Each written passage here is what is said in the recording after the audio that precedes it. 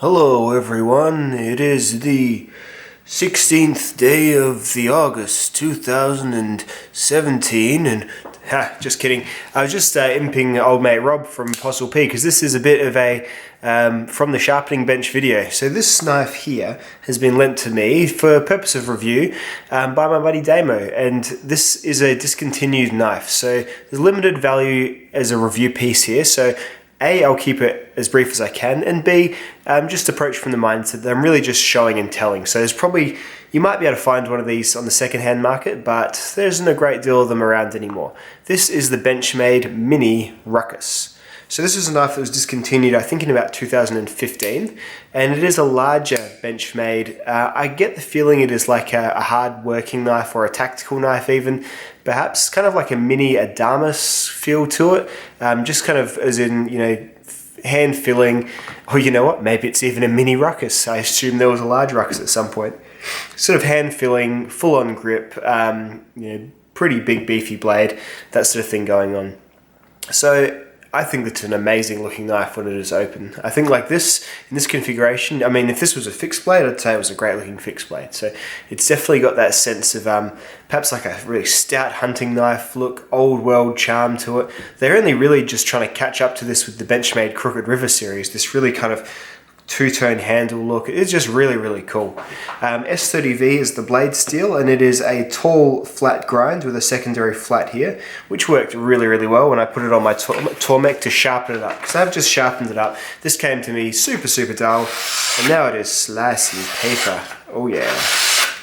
Very, very nicely. Tormek edges ain't the bee's knees. I certainly am no Rob from the Apostle P channel, but it does a very serviceable job, especially for someone who has very little sharpening skill freehand with stones, like myself, and who doesn't have one of those fancy systems with all of the different, you know, films and stones and whatnot. So there we have it. So the S30V took a great edge, and Benchmade's S30V is always pretty good for me in terms of holding a good edge and resharpening, you know, fairly well as well. The other knife I have from Benchmade, always on stock, is the Benchmade 940. So let's have a look at that there. So as you can see, it's about the same length as the 940, but it is just a heck of a lot stouter. Let's get out the scales and see how much stouter it is. Clang, clang, boom, bang. There we go. So remembering the Benchmade 940 is a 82 gram knife. The Mini Rukus is it's about twice as heavy, so it's 158 grams. So it's just 4 grams shy of being twice as heavy as the 940. So yeah, probably less EDC friendly. Not that weight is a particular bother for me, but I'd say more of, if it didn't have the clip, it almost feels like a folding sheath knife kind of thing. So there you go. The large Rukus must have been quite the piece when that existed, if it ever did. So there we go. You know, they're redoing it as a Rukus 2 now in all black automatic. So they've gone fully super cool tactical with it. But I tell you what, I think this is far better looking, and I much more prefer it with just the axis lock and a thumb stud than anything automatic like that. Look at the details, shall we? So you see that blade there, just super inoffensive, everyone can enjoy. Drop point, nice long drop with a bit of a swedge as well, just for something else for us to look at. Comes to a very nice sort of fairly acute tip, but also a relatively stout tip.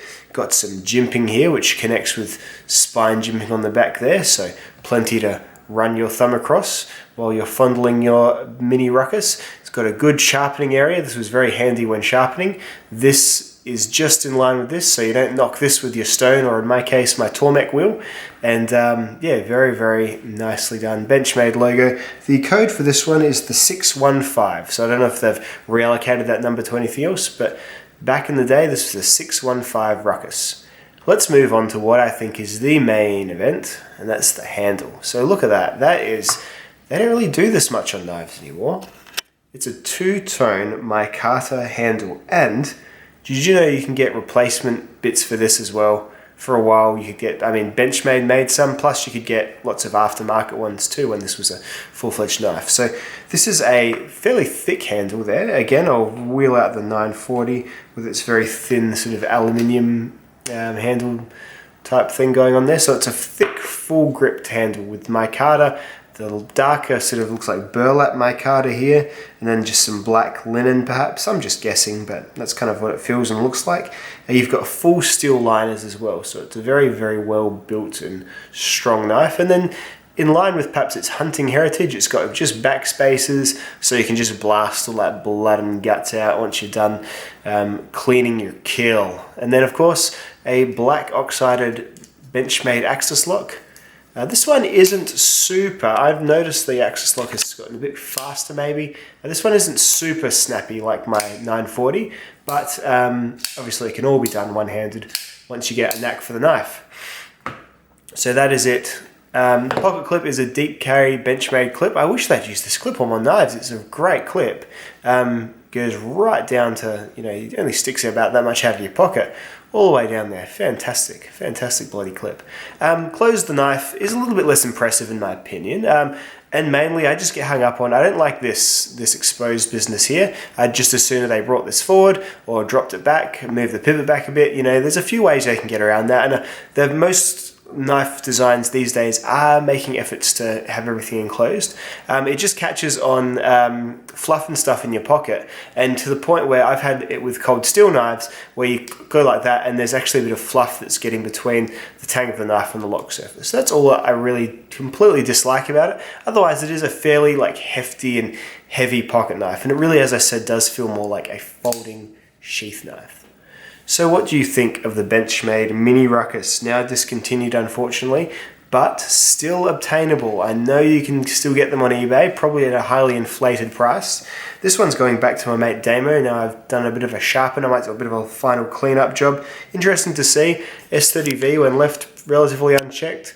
I don't know if you can see it around that thumb stud there. Maybe not because of the light. Zoom in a little bit more. No, I can't.